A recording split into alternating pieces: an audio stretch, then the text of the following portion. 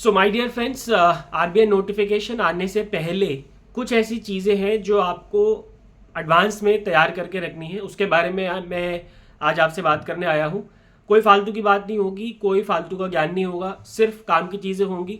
और ये चीज़ें मैं आपको इसलिए बता रहा हूँ क्योंकि जब नोटिफिकेशन आ जाता है ना, उसके बाद जब हमारा ध्यान इन चीज़ों पे जाता है तो हमारा टाइम वेस्ट होता है।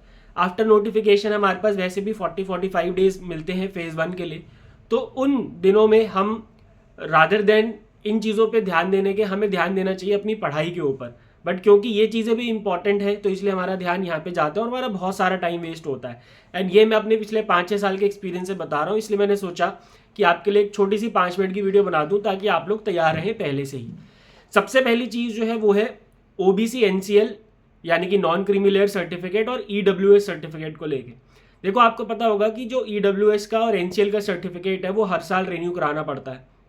तो जो आरबीआई की नोटिफिकेशन होती है उसके हिसाब से जो भी आपका एनसीएल और ईडब्ल्यूएस का सर्टिफिकेट है वो इश्यूड होना चाहिए ऑन और after 1 April 2025 and before the completion before the last date of filing the application form. तो अब जैसा कि आपको पता है कि 1 अप्रैल 2025 निकल चुकी है, तो अगर अभी तक आपने रिन्यू नहीं कराया है तो अभी जाके उसको रिन्यू करा लो ताकि नोटिफिकेशन आने के बाद आपको फिर अननेसेसरी में परेशान होना ना पड़े। और last date of notification, last date of filing the application form वो तो भी हमारे पास है ही नहीं, है ना। बट 1 अप्रैल तो आ चुकी है। जो आपका ईडब्ल्यूएस और एनसीएल सर्टिफिकेट का टाइम ड्यूरेशन क्या है, ऑन और after 1 April and before the last date of filing the application form, जो कि हमारे पास नहीं है। लेकिन 1 अप्रैल तो आ गई ना, तो 1 अप्रैल 2025 क्योंकि आ चुकी है तो मैं आपसे रिक्वेस्ट करूंगा कि जाके अपना एनसीएल और ईडब्ल्यूएस का सर्टिफिकेट रिन्यू करा लो ताकि आपको आफ्टर नोटिफिकेशन कोई प्रॉब्लम्स ना हो। सेकेंड चीज़ जिसके बारे में बात करना चाहूँगा, एनओसी।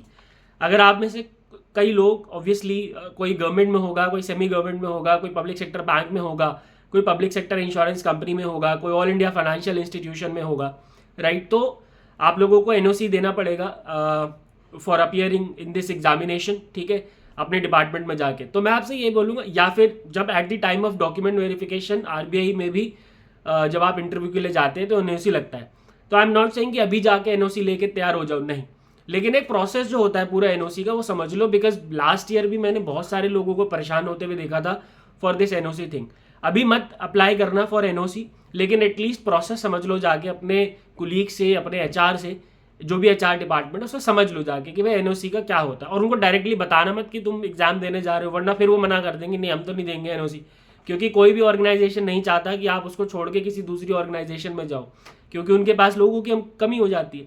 तो इसलिए ध्यान रखना, चुपके से जाके अपने कोलीग से पूछ के आ जाओ कि एनओसी का क्या प्रोसेस है और उसको लिख लो कहीं पे, ठीक है। अगला है जी name mismatch. Last year 3 students ऐसे थे जिनको फेज 1 में एंट्री नहीं मिली थी। क्यों नहीं मिली थी? क्योंकि उन्होंने उनका जो आईडी प्रूफ्स में जो नाम था और जो उन्होंने एप्लीकेशन फॉर्म में नाम भरा, दोनों में मिसमैच था। तो अगर आपके साथ भी ऐसा कुछ है, ठीक है, तो प्लीज़ अभी जाइए और एक एफिडेविट बनवा लीजिए ओरिजिनल में, ठीक है, और उस ओरिजिनल एफिडेविट को लेके जाना। फॉर एग्जाम्पल, मेरा नाम मनीष मिश्रा है, ठीक है, और मान लेते हैं कि मेरी आईडीज़ में मनीष कुमार मिश्रा लिखा हुआ है, मान लेते हैं, ठीक है, तो ये एक मिसमैच है। तो मैं एक जाके एफिडेविट बना लूंगा that Manish Mishra is Manish Kumar Mishra only, तो वो चल जाएगा, ठीक है। और स्पेशली यहाँ पे उन वुमेन कैंडिडेट्स को ध्यान रखना है। देखो, हमारे देश में कई सेक्शंस ऑफ सोसाइटी में ऐसा होता है कि जब शादी होती है तो लड़की का नाम चेंज हो जाता है, ठीक है। तो अब क्या होता है, जैसे मान लेते हैं कि लेट्स से मैं मनीषा मिश्रा हूँ, मान लेते हैं, तो अभी मैं मनीषा मिश्रा और मेरी शादी हो जाती है, फिर मैं मनीषा शर्मा हो जाता हूँ, ठीक है, ऑटोमेटिकली, और मैं फॉर्म में भर देता हूँ मनीषा शर्मा, लेकिन मेरी आईडीज तो मनीषा मिश्रा के हिसाब से। ऑल राइट, तो अगर ऐसा है तो आपको भी एक एफिडेविट बना लेना है जिसमें आपको मेंशन करना है that Manisha Mishra is Manisha Sharma only, right. वो एफिडेविट बन जाता है। आप वो जो एफिडेविट बनाने वाले होते हैं, क्या बोलते हैं उनको, भूल जाओ, उनके पास जाइए, वो बना के दे देंगे, ठीक है।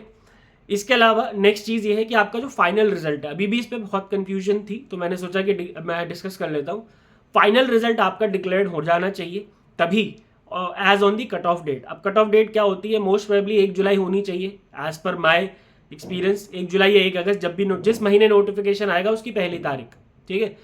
तो उस डेट पे आपका फाइनल रिजल्ट डिक्लेयर होना चाहिए। ऐसा नहीं है कि आपने फाइनल सेमेस्टर का या फाइनल ईयर का एग्जाम दे दिया है तो चलेगा, नो, आपका एग्जाम रिजल्ट डिक्लेयर होना चाहिए, ठीक है, तभी आप एलिजिबल होंगे। अगली चेकलिस्ट है भैया सिलेबस की।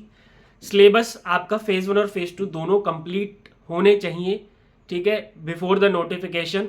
और जैसा कि लोग कह रहे हैं कि जुलाई के आसपास नोटिफिकेशन आएगा, 15 जुलाई के आसपास, या may be last week of the July, कभी भी जुलाई में आएगा, तो अभी भी आपके पास लगभग 1-1.5 महीना है। तो गियर अप करके अपने सिलेबस को कंप्लीट कर लो, ताकि नोटिफिकेशन के बाद जो एक इमिनेंट फियर होता है ना, वो ना हो कि यार बाकियों का सिलेबस कंप्लीटेड है, पूरे यूट्यूब पे रिवीजन क्लासेस चल रही है, मेरा तो सिलेबस ही कंप्लीटेड नहीं है। तो वो एक फियर होता है, उससे बचने के लिए आपको सिलेबस कंप्लीट कर लेना चाहिए, ठीक है। अगली चेकलिस्ट है, अगला पॉइंट जो कि आपको पहले से ही करके रखना है, वो है आपका टाइम टेबल। देखो क्या होता है, जैसे ही नोटिफिकेशन आता है ना, सो यू गाइस इधर उधर आप ढूंढने लग जाते हैं कि भाई कोई हमें अच्छा टाइम टेबल दे दे, कोई अच्छा टाइम टेबल दे दे।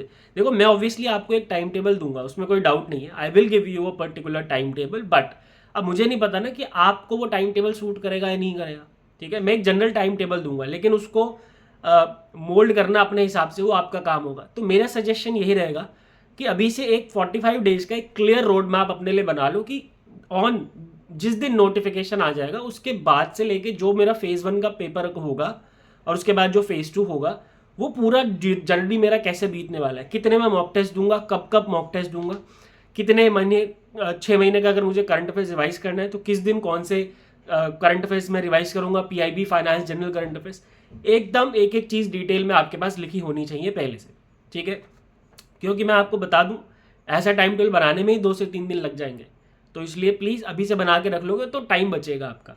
और last but not the least, ऐसे अभी भी कुछ लोग हैं जो ऑब्वियसली मुझे पता है जो कि नोटिफिकेशन का वेट कर रहे हैं, ठीक है, करिए, कोई बात नहीं, लेकिन मेरा रिक्वेस्ट आपसे सिर्फ इतना है कि 3 चीज़ें करके रखो पहले से।